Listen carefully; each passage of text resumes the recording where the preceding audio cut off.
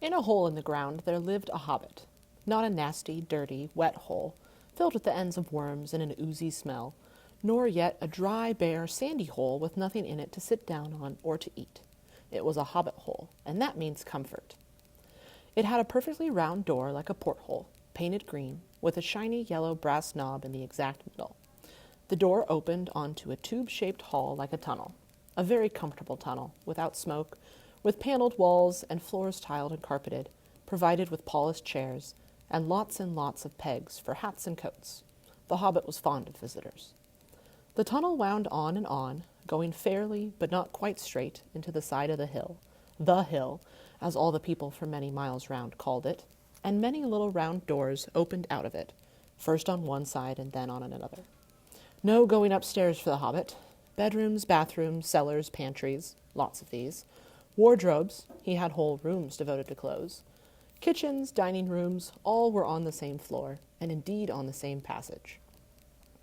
The best rooms were all on the left-hand side, going in, for these were the only ones to have windows, deep-set, round windows, looking over his garden, and meadows beyond, sloping down to the river. This hobbit was a very well-to-do hobbit, and his name was Baggins. The Bagginses had lived in the neighborhood of the hill for time out of mind, and people considered them very respectable, not only because most of them were rich, but also because they never had any adventures or did anything unexpected. You could tell what a Baggins would say on any question without the bother of asking him. This is a story of how a Baggins had an adventure and found himself doing and saying things altogether unexpected. He may have lost the neighbors' respect, but he gained, well, you will see whether he gained anything in the end. The mother of our particular hobbit, what is a hobbit? I suppose hobbits need some description nowadays, since they have become rare and shy of the big people, as they call us. They are, or were, a little people, about half our height, and smaller than the bearded dwarfs. Hobbits have no beards. There is little or no magic about them, except the ordinary, everyday sort, which helps them to disappear quietly and quickly when large, stupid folk like you and me come blundering along, making a noise like elephants which they can hear a mile off. They are inclined to be fat in the stomach. They dress in bright colors, chiefly green and yellow, wear no shoes because their feet grow natural leathery soles, and thick, warm brown hair like the stuff on their heads, which is curly, have long, clever brown fingers, good-natured faces, and laugh deep, fruity laughs, especially after dinner, which they have twice a day when they can get it.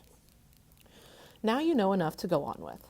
As I was saying, the mother of this hobbit, of Bilbo Baggins, that is, was the famous Belladonna Took, one of 3 remarkable daughters of the old Took, head of the hobbits who lived across the water, the small river that ran at the foot of the hill.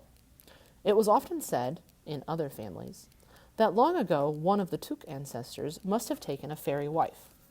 That was, of course, absurd, but certainly there was still something not entirely hobbit-like about them, and once in a while members of the Took clan would go and have adventures.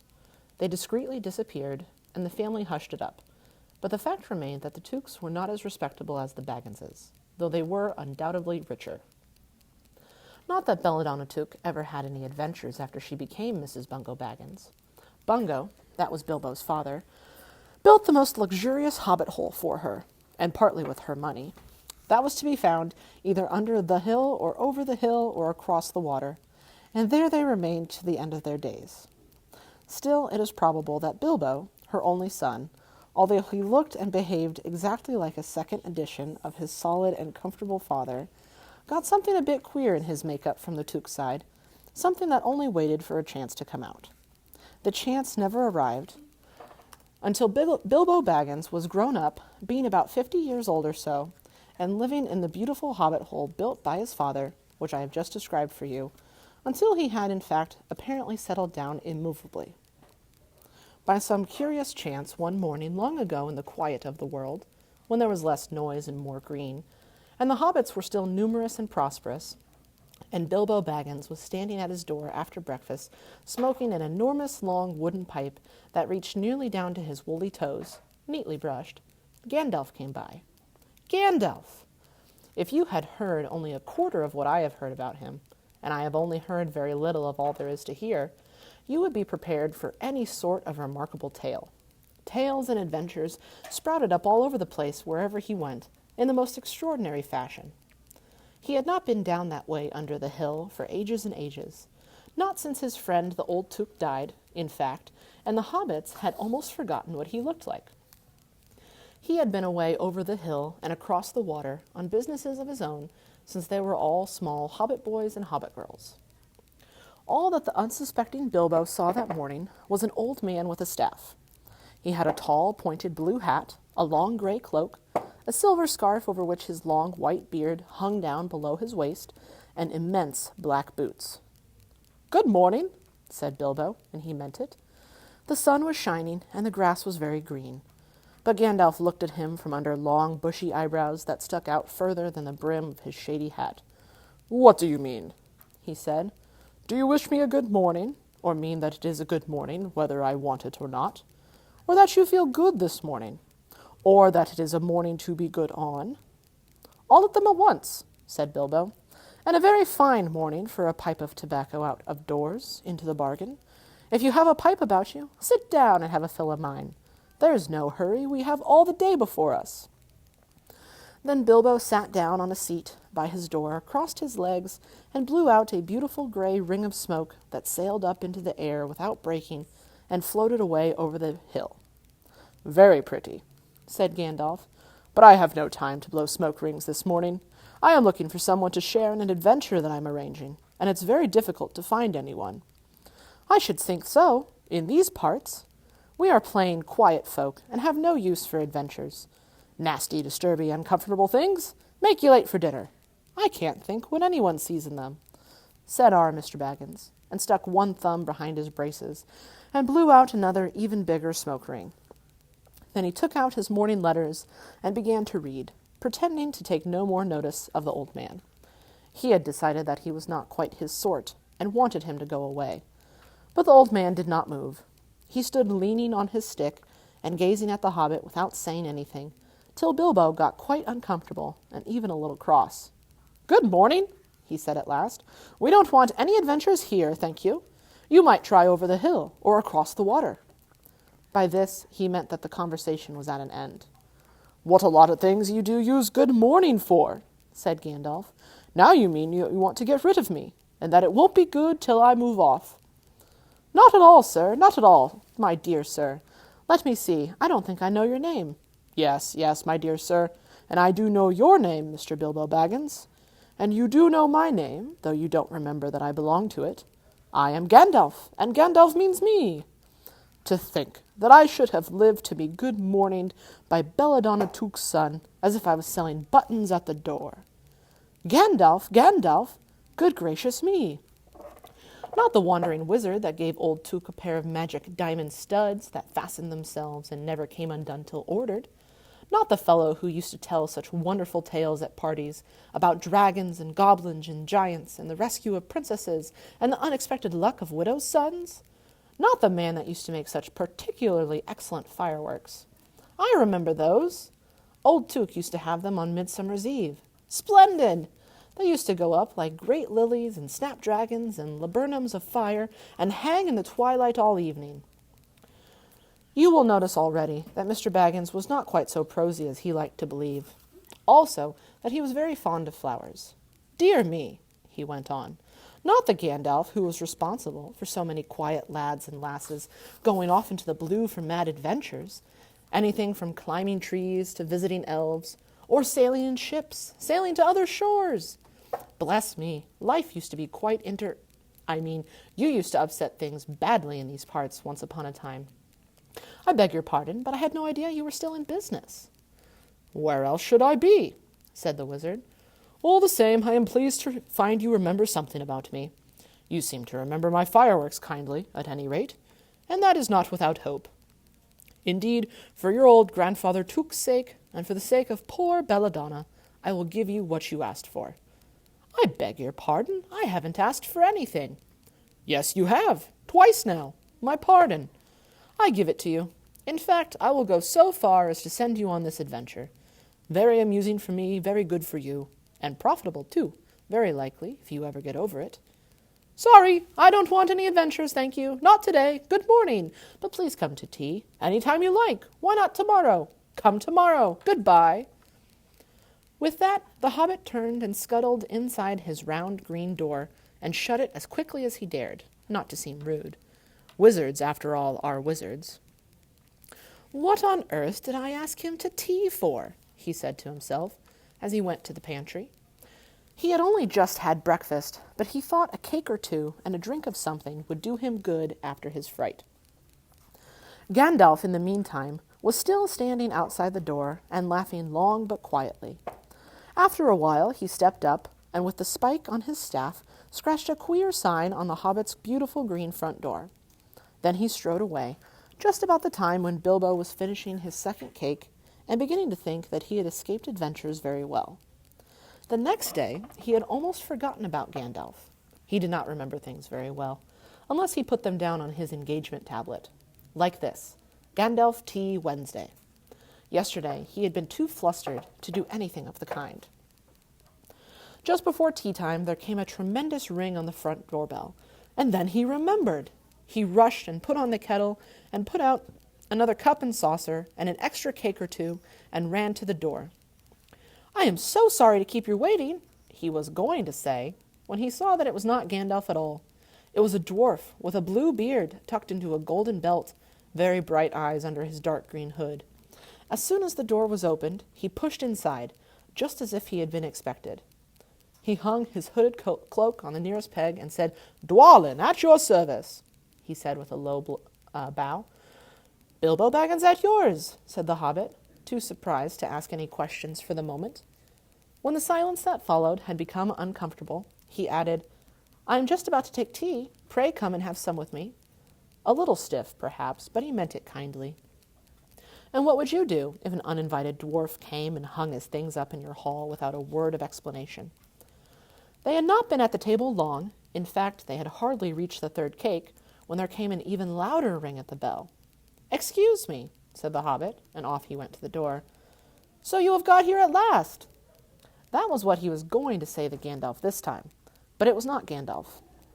Instead, there was a very old-looking dwarf on the step with a white beard and a scarlet hood, and he too hopped inside as soon as the door was open, just as if he had been invited. "I see they have begun to arrive already," he said when he caught sight of Dwalin's green hood hanging up. He hung his red one next to it and said, "Balin, at your service," he said with his hand on his breast. "Thank you," said Bilbo with a gasp. It was not the correct thing to say, but "they have begun to arrive" had flustered him badly. He liked visitors, but he liked to know them before they arrived, and he preferred to ask them himself. He had a horrible thought that the cakes might run short, and then as the host, he knew his duty and stuck to it, however painful. He might have to go without. "Come along in and have some tea," he managed to say after taking a deep breath. "A little beer would suit me better, if that is all the same to you, my good sir," said Balin with the white beard. "But I don't mind some cake, seed cake, if you have any." "Lots," Bilbo found himself answering, to his own surprise, and he found himself scuttling off to the cellar to fill a pint beer mug, and then to a pantry to fetch 2 beautifully round seed cakes, which he had baked that afternoon for his after-supper morsel. When he got back, Balin and Dwalin were talking at the table like old friends. As a matter of fact, they were brothers. Bilbo plumped down the beer and the cake in front of them, when loud came a ring at the bell again, and then another ring. Gandalf for certain this time, he thought as he puffed along the passage. But it was not. It was 2 more dwarves, both with blue hoods, silver bells, and yellow beards. And each of them carried a bag of tools and a spade. In they hopped as soon as the door began to open. Bilbo was hardly surprised at all. "What can I do for you, my dwarves?" he said. "Keely, at your service," said the one. "And Feely," added the other, and they both swept off their blue hoods and bowed. "At yours and your families," replied Bilbo, remembering his manners this time. "Dwalin and Balin here already, I see," said Keely. "Let us join the throng." "Throng?" thought Mr. Baggins. "I don't like the sound of that. I really must sit down for a minute and collect my wits, and have a drink." He had only just had a sip, in the corner, while the 4 dwarves sat round the table, and talked about mines and gold and troubles with the goblins and the depredations of dragons and lots of other things which he did not understand and did not want to, for they sounded much too adventurous. When, ding-dong-a-ling-dang, his bell rang again, as if some naughty little hobbit boy was trying to pull the handle off. "Someone at the door," he said, blinking. "Some four, I should say, by the sound," said Feely. "Besides, we saw them coming along behind us in the distance." The poor little hobbit sat down in the hall and put his head in his hands and wondered what had happened and what was going to happen and whether they would all stay to supper. Then the bell rang again louder than ever, and he had to run to the door. It was not 4 after all, it was 5. Another dwarf had come along while he was wandering in the hall. He had hardly turned the knob before they were all inside, bowing and saying, "At your service," one after another. Dory, Nori, Ori, Owen, and Glowen were their names. And very soon 2 purple hoods, a gray hood, a brown hood, and a white hood were hanging on the pegs, and off they marched with their broad hands stuck in their gold and silver belts to join the others. Already it had almost become a throng. Some called for ale, and some for porter, and one for coffee, and all of them for cakes, so the hobbit was kept very busy for a while. A big jug of coffee had just been set in the hearth, the seed cakes were gone, and the dwarves were starting on a round of buttered scones when there came a loud knock. Not a ring, but a hard rat-tat on the hobbit's beautiful green door. Somebody was banging with a stick. Bilbo rushed along the passage, very angry, and altogether bewildered and bewuthered. This was the most awkward Wednesday he had ever remembered. He pulled open the door with a jerk, and they all fell in, one on top of the other. More dwarves, 4 more, and there was Gandalf behind, leaning on his staff and laughing. He had made quite a dent on the beautiful door. He had also, by the way, knocked out the secret mark that he had put there the morning before. "Carefully, carefully," he said. "It is not like you, Bilbo, to keep friends waiting on the mat, and then open the door like a popgun. Let me introduce Bifur, Bofer, Bomber, and especially Thorin." "At your service," said Bifur, Boffer, and Bomber, standing in a row. Then they hung up 2 yellow hoods and a pale green one, and also a sky blue one with a long silver tassel. This last belonged to Thorin, an enormously important dwarf, in fact, no other than the great Thorin Oakenshield himself, who was not at all pleased at falling flat on Bilbo's mat with Bifur, Boffer, and Bomber on top of him. For one thing, Bomber was immensely fat and heavy. Thorin indeed was very haughty, and said nothing about service, but poor Mr. Baggins said he was sorry so many times that at last he grunted, "Pray don't mention it," and stopped frowning. "Now we are all here," said Gandalf, looking at the row of 13 hoods, the best detachable party hoods, and his own hat hanging on the pegs. "Quite a merry gathering.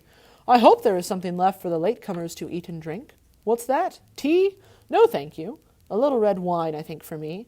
"And for me," said Thorin. "And raspberry and jam and apple tart," said Bifur. "And mince pies and cheese," said Boffer. "And pork pie and salad," said Bomber. "And more cakes, and ale, and coffee, if you don't mind," called the other dwarves through the door. "Put on a few eggs, there's a good fellow," Gandalf called after him, after the hobbits stumped off to the pantries. "And just bring out the cold chicken and pickles." "Seems to know as much about the inside of my larders as I do," thought Mr. Baggins, who was feeling positively flummoxed, and was beginning to wonder whether a most wretched adventure had not come right into his house. By the time he had got all the bottles and dishes and knives and forks and glasses and plates and spoons and things piled up on big trays, he was getting very hot and red in the face and annoyed. "Confusticate and be bother these dwarves," he said aloud. "Why don't they come and let a hand?" Lo and behold, there stood Balin and Dwalin at the door of the kitchen, and Feely and Keely behind them, and before he could say knife, they had whisked the trays and a couple of small tables into the parlor and set out everything afresh. Gandalf sat at the head of the party with the 13 dwarves all round, and Bilbo sat on a stool at the fireside, nibbling at a biscuit. His appetite was quite taken away, and trying to look as if this was all perfectly ordinary, and not in the least an adventure. The dwarves ate and ate, and talked, and time got on. At last they pushed their chairs back, and Bilbo made a move to collect the plates and glasses. "I suppose you will all stay to supper?" he said in his politest, unimpressing tones. "Of course," said Thorin, "and after. We shan't get through business till late, and we must have some music first. Now to clear up." Thereupon the 12 dwarves, not Thorin, he was too important, and stayed talking to Gandalf, jumped to their feet and made tall piles of all the things. Off they went, not waiting for trays, balancing columns of plates, each with a bottle on the top, with one hand, while the hobbit ran after them, almost squeaking with fright, "But please be careful," and "Please don't trouble, I can manage." But the dwarves only started to sing. "Chip the glasses and crack the plates, blunt the knives and bend the forks. That's what Bilbo Baggins hates. Smash the bottles and burn the corks. Cut the cloth and tread on the fat. Pour the milk on the pantry floor. Leave the bones on the bedroom mat. Splash the wine on every door. Dump the crocks in a boiling bowl. Pound them up with a thumping pole. And when you've finished, if any are whole, send them down the hall to roll. That's what Bilbo Baggins hates. So carefully, carefully with the plates." And of course they did none of these dreadful things, and everything was cleaned and put away safe as quick as lightning, while the hobbit was turning round and round in the middle of the kitchen, trying to see what they were doing. Then they went back and found Thorin with his feet on the fender smoking a pipe. He was blowing the most enormous smoke rings, and wherever he told one to go, it went, up the chimney or behind the clock on the mantelpiece, or under the table, or round and round the ceiling. But wherever it went, it was not quick enough to escape Gandalf. Pop! He sent a smaller smoke ring from his short clay pipe straight through each one of Thorin's. Then Gandalf's smoke ring would go green and come back to hover over the wizard's head. He had a cloud of them about him already, and in the dim light it made him look strange and sorcerous. Bilbo stood still and watched. He loved smoke rings. And then he blushed to think how proud he had been yesterday morning of the smoke rings he had sent up the wind over the hill. "Now for some music," said Thorin. "Bring out the instruments." Keely and Feely rushed for their bags and brought back little fiddles. Dory, Nori, and Ori brought out flutes from somewhere inside their coats. Bomber produced a drum from the hall.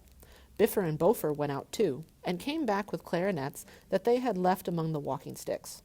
Dwalin and Balin said, "Excuse me, I left mine in the porch." "Just bring in mine with you," said Thorin. They came back with viols as big as themselves, and with Thorin's harp wrapped in a green cloth. It was a beautiful golden harp, and when Thorin struck it, the music began all at once, so sudden and sweet that Bilbo forgot everything else, and was swept away into dark lands under strange moons, far over the water and very far from his hobbit hole under the hill.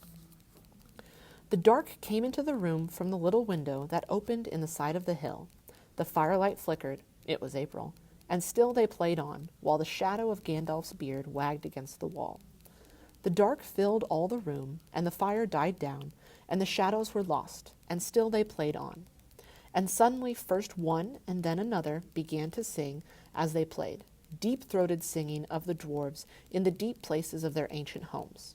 And this is like a fragment of their song, if it can be like their song without their music. Far over the misty mountains cold, to dungeons deep and caverns old, we must away ere break of day to seek the pale enchanted gold. The dwarves of yore made mighty spells, while hammers fell like ringing bells, in places deep where dark things sleep, in hollow halls beneath the fells. For ancient king and elvish lord, their many a gleaming golden hoard, they shaped and wrought, and light they caught, to hide in gems on hilt of sword. On silver necklaces they strung, the flowering stars on crowns they hung, the dragon fire in twisted wire they meshed the light of moon and sun. Far over the misty mountains cold, to dungeons deep and caverns old, we must away ere break of day to claim our long-forgotten gold. Goblets they carved there for themselves, and harps of gold where no man delves. There they lay long, and many a song was sung unheard by men or elves. The pines were roaring on the height, the winds were moaning in the night. The fire was red, it flaming spread, the trees like torches blazed with light. The bells were ringing in the dale, and men looked up with faces pale. Then dragons' ire, more fierce than fire, laid low their towers and houses frail. The mountains smoked beneath the moon, the dwarves they heard the tramp of doom. They fled their hall to dying fall, beneath his feet, beneath the moon. Far over the misty mountains grim, to dungeons deep and caverns dim, we must away ere break of day, to win our harps and gold from him. As they sang, the hobbit felt the love of beautiful things made by hands and by cunning and by magic moving through him, a fierce and jealous love, the desire of the hearts of dwarves.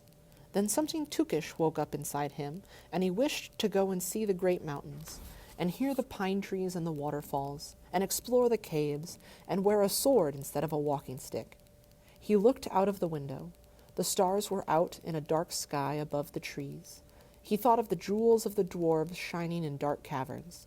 Suddenly in the wood beyond the water a flame leapt up, probably somebody lighting a wood fire, and he thought of plundering dragons settling on his quiet hill and kindling it all to flames.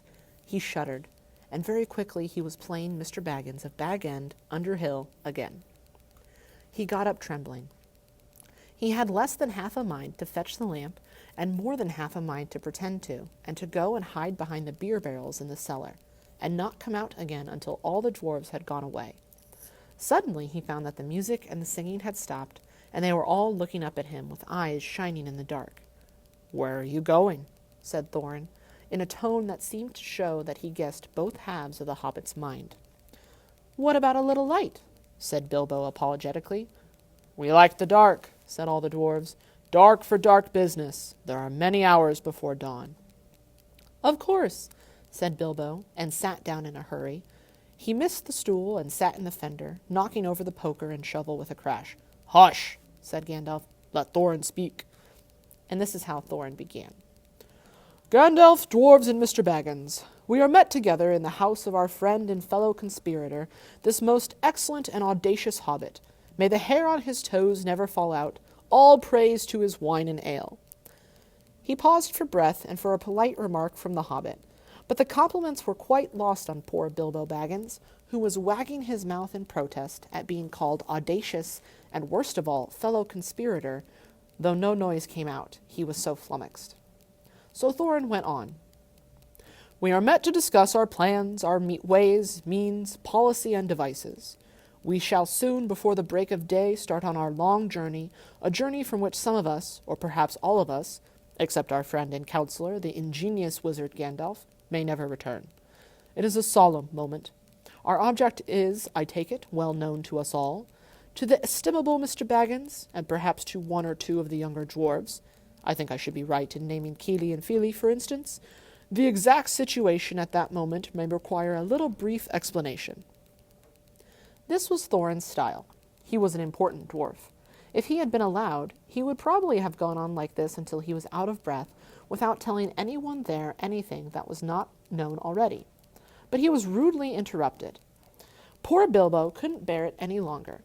At "may never return," he began to feel a shriek coming up inside, and very soon it burst out like the whistle of an engine coming out of a tunnel. All the dwarves sprang up, knocking over the table. Gandalf struck a blue light on the end of his magic staff, and in its firework glare the poor little hobbit could be seen kneeling on the hearthrug, shaking like a jelly that was melting. Then he fell flat on the floor and kept calling out, "Struck by lightning! Struck by lightning!" over and over again, and that was all they could get out of him for a very long time. So they took him and laid him out of the way on the drawing-room sofa with a drink at his elbow, and they went back to their dark business. "Excitable little fellow," said Gandalf, as they sat down again. "Gets funny, queer fits, but he is one of the best, as fierce as a dragon in a pinch." If you have ever seen a dragon in a pinch, you will realize that this was only poetical exaggeration applied to any hobbit, even to old Took's great-granduncle Bullroarer, who was so huge, for a hobbit, that he could ride a horse. He charged the ranks of the goblins of Mount Graham in the Battle of the Green Fields, and knocked their king Gulfimbull's head clean off with a wooden club. It sailed 100 yards through the air and went down a rabbit hole, and in this way the battle was won, and the game of golf invented at the same moment. In the meanwhile, however, Bullroarer's gentle descendant was reviving in the drawing-room. After a while and a drink, he crept nervously to the door of the parlor. This is what he heard, Glowin speaking, "Humph," or some snort more or less like that. "Will he do you think? It is all very well for Gandalf to talk about this hobbit being fierce, but one shriek like that in a moment of excitement would be enough to wake the dragon and all his relatives, and kill the lot of us. I think it sounded more like fright than excitement. In fact, if it had not been for the sign on the door, I should have been sure we have come to the wrong house. As soon as I clapped eyes on the little fellow bobbing and puffing on the mat, I had my doubts. He looks more like a grocer than a burglar." Then Mr. Baggins turned the handle and went in. The Took side had won. He suddenly felt he would go without bed and breakfast to be thought fierce. As for little fellow bobbing on the mat, it almost made him really fierce. Many a time afterwards the Baggins part regretted what he did now, and he said to himself, "Bilbo, you were a fool. You walked right in and put your foot in it." "Pardon me," he said, "if I have overheard words that you were saying. I don't pretend to understand what you are talking about, or your reference to burglars, but I think I am right in believing," this is what he called being on his dignity, "that you think I am no good. I will show you. I have no signs on my door. It was painted a week ago, and I am quite sure you have come to the wrong house. As soon as I saw your funny faces on the doorstep, I had my doubts, but treat it as the right one. Tell me what you want done, and I will try it, if I have to walk from here to the east of east and fight the wild wereworms in the last desert. I had a great-great-granduncle once, Bulroar Took, and—" Yes, but that was long ago," said Glowin. "I was talking about you, and I assure you there is a mark on this door, the usual one in the trade, or used to be. Burglar wants a good job, plenty of excitement, and reasonable reward. That's how it is usually read. You can say expert treasure hunter instead of burglar if you like. Some of them do. It's all the same to us. Gandalf told us that there was a man of the sort in these parts looking for a job at once, and that he had arranged for a meeting here this Wednesday tea-time."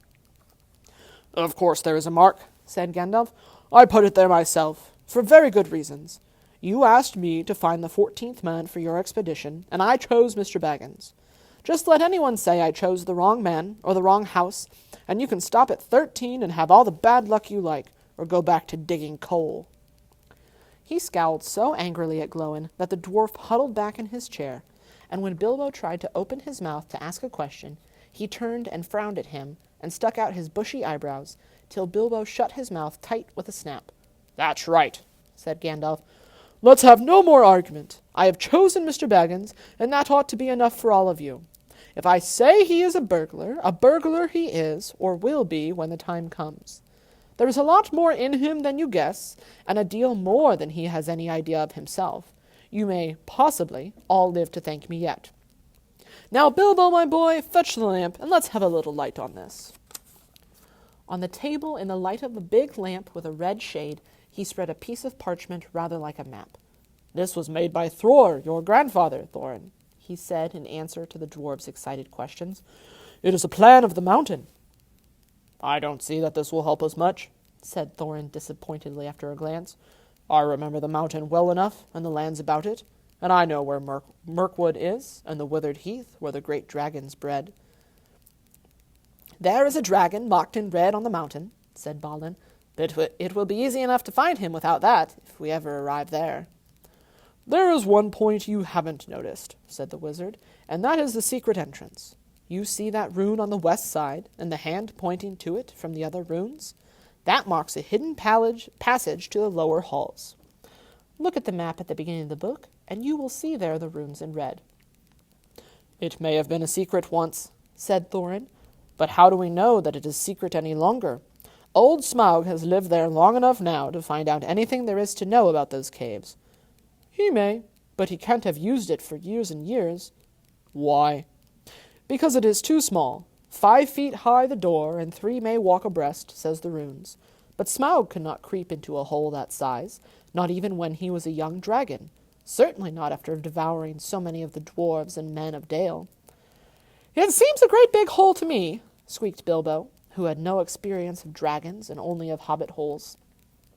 He was getting excited and interested again, so that he forgot to keep his mouth shut. He loved maps, and in his hall there hung a large one of the county round, with all his favorite walks marked on it in red ink. How could such a large door be kept secret from everybody outside, apart from the dragon? He asked. He was only a little hobbit, you must remember. "In lots of ways," said Gandalf. "But in what way this one has been hidden we don't know without going to see. From what it says on the map, I should guess there is a closed door which has been made to look exactly like the side of the mountain. That is the usual dwarves' method. I think that is right, isn't it? Quite right, said Thorin. Also, went on Gandalf, I forgot to mention that with the map went a key, a small and curious key. Here it is, he said, and handed to Thorin a key with a long barrel and intricate wards made of silver. Keep it safe. Indeed I will, said Thorin, and he fastened it upon a fine chain that hung about his neck and under his jacket. Now things begin to look more hopeful. This news alters them much for the better. So far we have had no clear idea what to do. We thought of going east, as quiet and careful as we could, as far as the Long Lake. After that the trouble would begin. A long time before that, if I know anything about the roads east, interrupted Gandalf. We might go up from there up along the river running, went on Thorin, taking no notice, and so to the ruins of Dale, the old town in the valley there, under the shadow of the mountain. But we none of us liked the idea of the front gate. The river runs right out of it through the great cliff at the south of the mountain, and out of it comes the dragon too, far too often, unless he has changed his habits. That would be no good, said the wizard, not without a mighty hero, even a warrior.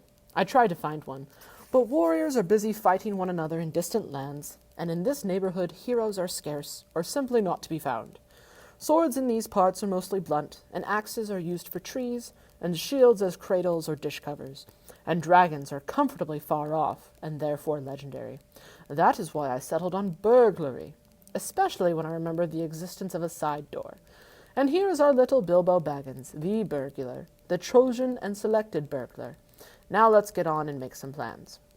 Very well, then, said Thorin, supposing the burglar expert gives us some ideas or suggestions. He turned with mock politeness to Bilbo. First, I should like to know a bit more about things, said he, feeling all confused and a bit shaky inside, but so far still tookishly determined to go on with things. I mean about the gold and the dragon and all that, and how it got there, and who it belongs to, and so on and further. Bless me, said Thorin. Haven't you got a map? And didn't you hear our song? And haven't we been talking about all of this for hours? All the same, I should like it plain and clear, said he obstinately, putting on his business manner, usually reserved for people who tried to borrow money off him, and doing his best to appear wise and prudent and professional, and live up to Gandalf's recommendation. Also, I should like to know about risks, out-of-pocket expenses, time required, and remuneration, and so forth. By which he meant, what am I going to get out of it, and am I going to come back alive? Oh, very well, said Thorin. Long ago, in my grandfather Thror's time, our family was driven out of the far north, and came back with all their wealth and their tools to this mountain on the map. It had been discovered by my far ancestor, Thrain the Old, but now they mined and they tunneled, and they made huger halls and greater workshops. And in addition, I believe they found a good deal of gold and a great many jewels, too.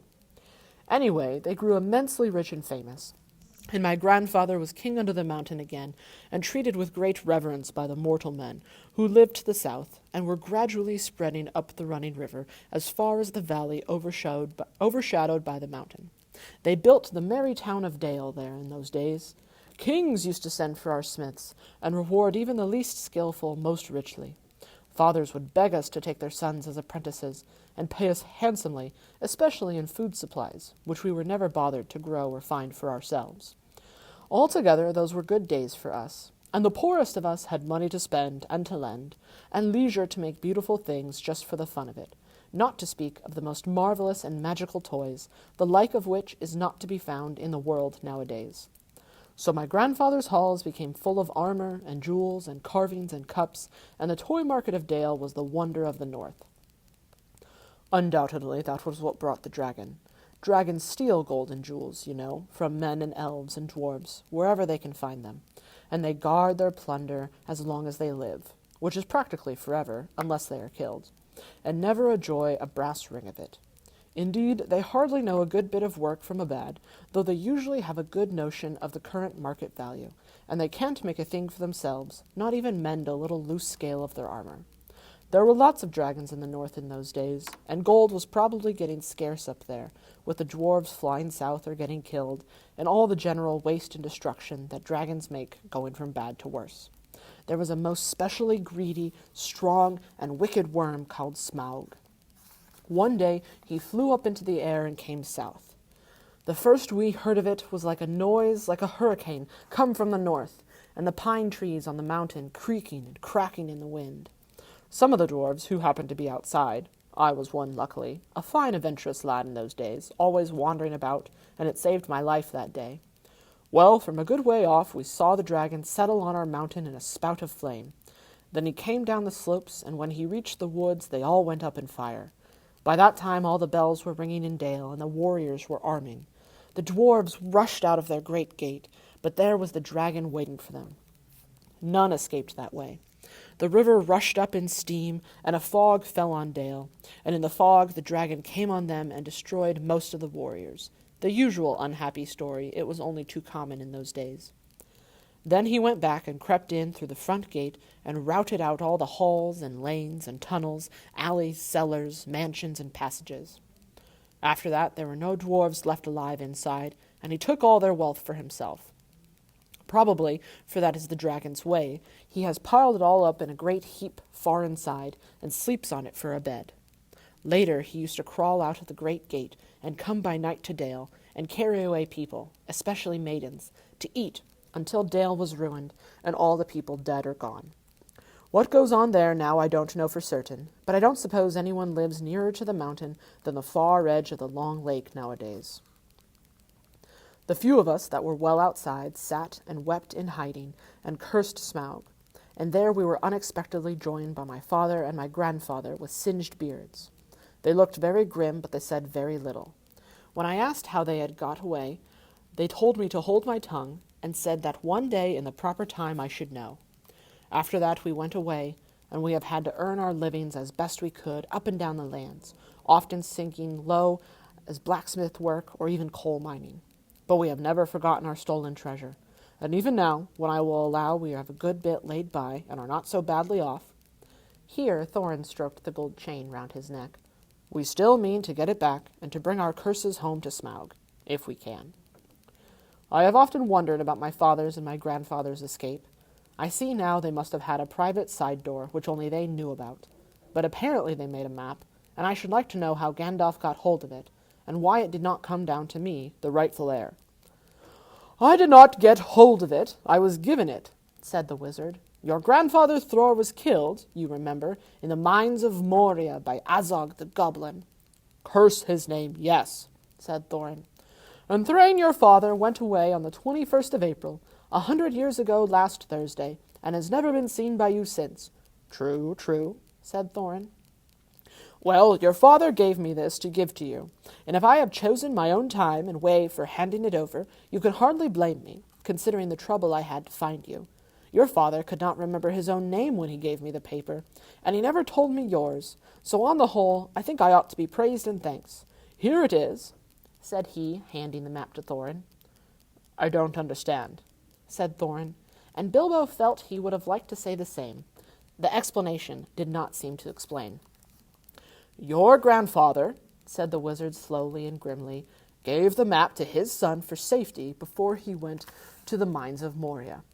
Your father went away to try his luck with the map after your grandfather was killed, and lots of adventures of a most unpleasant sort he had, but he never got near the mountain. How he got there I don't know, but I found him a prisoner in the dungeons of the necromancer. Whatever were you doing there? Asked Thorin with a shudder, and all the dwarves shivered. Never you mind. I was finding things out, as usual, and a nasty, dangerous business it was. Even I, Gandalf, only just escaped. I tried to save your father, but it was too late. He was witchless and wandering, and had forgotten almost everything except the map and the key. We have long ago paid the goblins of Moria, said Thorin. We must give a thought to the necromancer. Don't be absurd. He is an enemy far beyond the powers of all the dwarves put together, if they could all be collected again from the four corners of the world. The one thing your father wished was for his son to read the map and use the key. The dragon and the mountain are more than big enough tasks for you. Hear, hear, said Bilbo, and accidentally said it aloud. Hear what? They all said, turning suddenly towards him, and he was so flustered that he answered, Hear what I have got to say. What's that? They asked. Well, I should say that you ought to go east and have a look around. After all, there is the side door, and dragons must sleep sometimes, I suppose. If you sit on the doorstep long enough, I dare say you will think of something. And, well, don't you know, I think we have talked long enough for one night, if you see what I mean. What about bed and an early start and all that? I will give you a good breakfast before you go. Before we go, I suppose you mean, said Thorn. Aren't you the burglar? And isn't sitting on the doorstep your job, not to speak of getting inside the door?